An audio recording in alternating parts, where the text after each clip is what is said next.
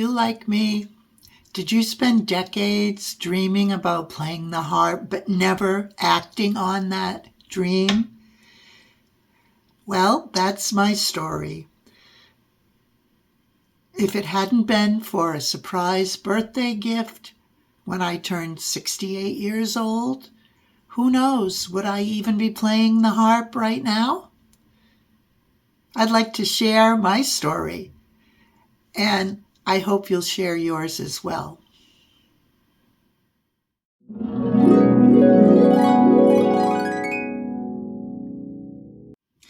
Hello and welcome to those of you who are watching on YouTube or listening to the Primetime Harpist podcast. My name is Kathy Lowe. As I said, I started playing the harp when I was 68 years old. I will readily admit that that was 8 years ago, so do the math. I'm still here, still playing. 3 harps later, after that surprise birthday gift, I am still in love with this instrument. So let me tell you how I came to start to play the harp. It was not a conscious decision on my part at all. I have a daughter-in-law who plays the harp. And so she heard me say how much I loved the sound of the harp, and I told her the stories of how I always fantasized about playing the harp. I remember one time saying to my mother, "Oh, I would love to play the harp." And she said, "Oh, Kathy, we can't afford an instrument like that." And at that time, I didn't even know lever harps existed. So we're thinking about, that big orchestral harp that comes at, similar to the price of a car.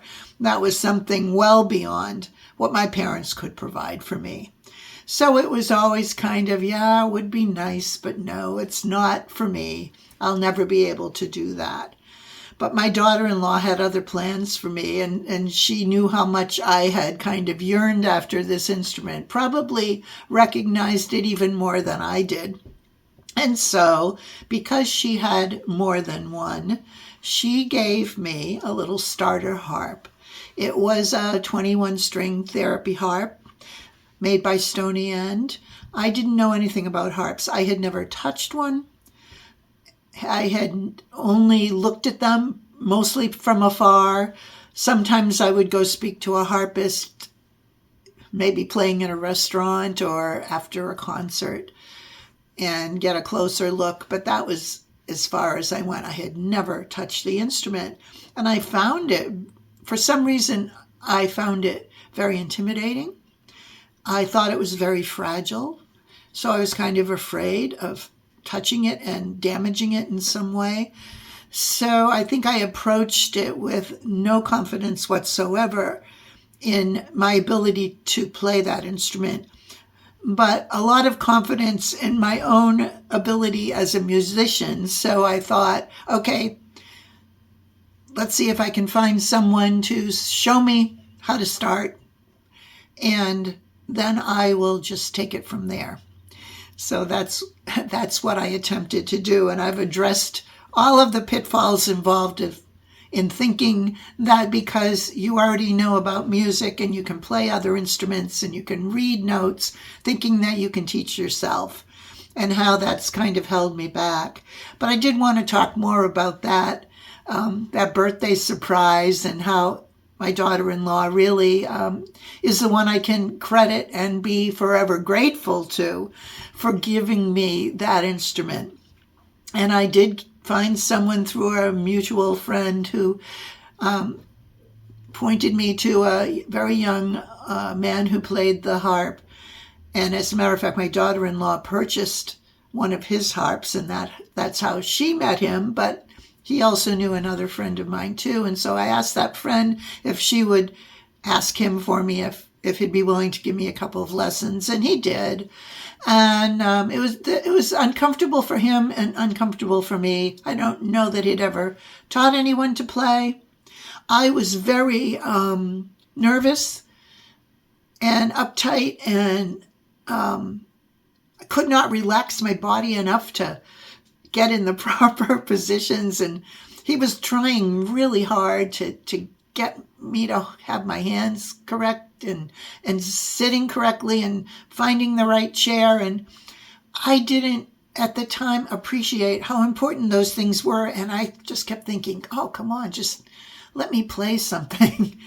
So that relationship didn't last too long.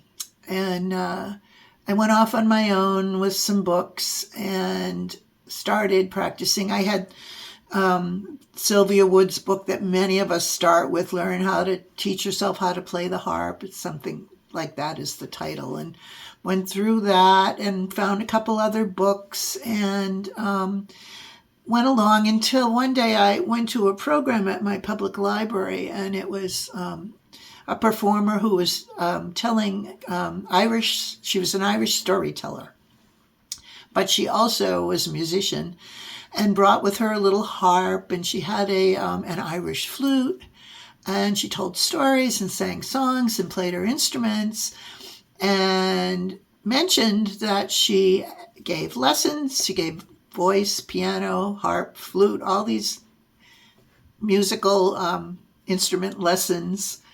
And come to find out, she actually lived like a mile away from me in the same town, which is really, really a miracle, because this is a little town in central Massachusetts. We're not near Boston. We're 45 miles out of a big city. And here was this very accomplished Celtic scholar, actually, who lived in my town. And so I signed up and I went and took lessons from her. She was not a trained harpist herself. She was just somebody who picked it up along the way with other things, and she called herself a rough and ready harpist. She called herself a harper because she thought people who play Celtic folk music on the harp aren't real harpists. Harpists are the people who play in an orchestra and play classical music and play on the big pedal harps. And so that was her view on things. So she called herself a rough and ready harper. And so she didn't dwell at all on hand position or sitting on the right chair. So I brought my harp in, and I played it, and we started off, and I told her what I was working on, and she coached me on the songs that I chose.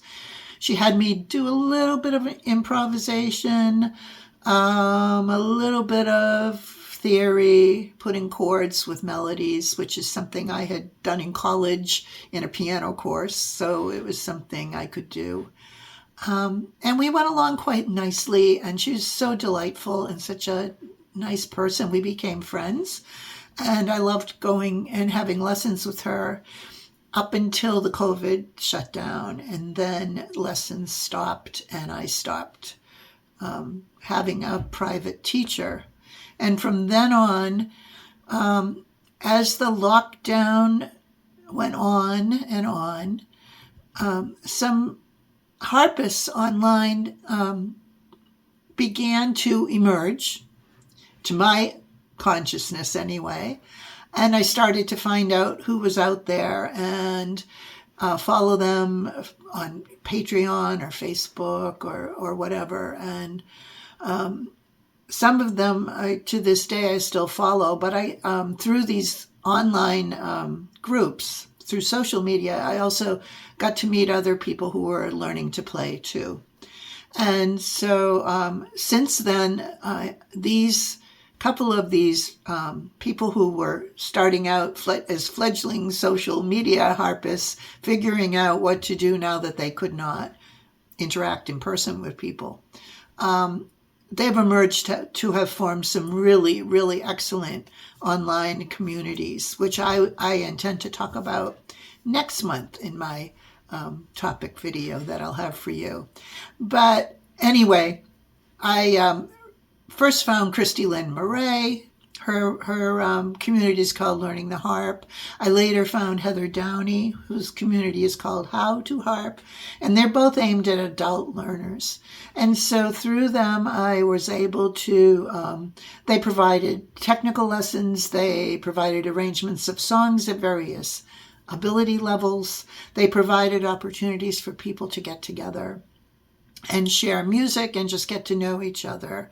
And so a community grew around the world, and I started sharing my music online, created a YouTube channel called Kathy Lowe Harpist, which has a year or so ago become Primetime Harpist, when I figured out that all of the people, or I should say the majority of the people that follow me are older adults.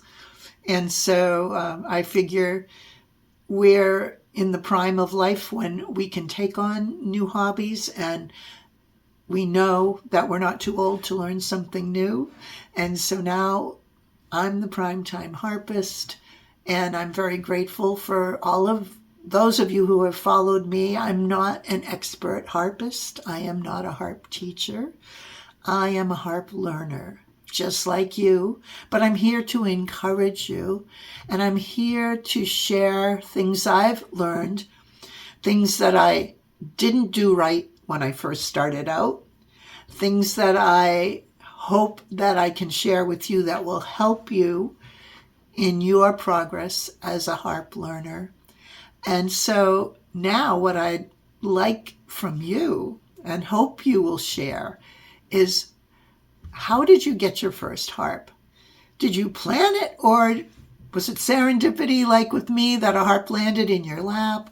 What is the thing that got you going? How did you get started? And how has that journey evolved since then? And if you're thinking about learning, or you're just starting to learn, my message that I can't repeat often enough is, you're not too old. Whether you're 45 or 65 or 85, you're not too old. If you want to learn this instrument, go for it, because it will bring you great joy. I can guarantee that. It won't always be easy, and you will struggle, and you will get frustrated, but you will also learn new things. And even if all you ever do is sit in a room with your harp and play notes on the instrument that evolve into tunes of your own, if that's all you ever do, how wonderful is that? So, Primetime Harpists, thank you for being here. Thank you for listening and watching and sharing. And I will be back later this month with some songs to share with you. I'm continuing my goal of refining pieces I've worked on in the past and focusing on the musicality of my playing. But I will have a playlist for you, and I will have some pieces that I am intending to record again that I recorded in the past, and maybe we can look at both and see if you can tell the difference. So that's what I'm thinking right now as I record this, and you can be assured that every Thursday there will be a video from me, and one of them will always be sharing a topic that I'm thinking of at the moment, and the others will be sharing my music. So thank you again for being here.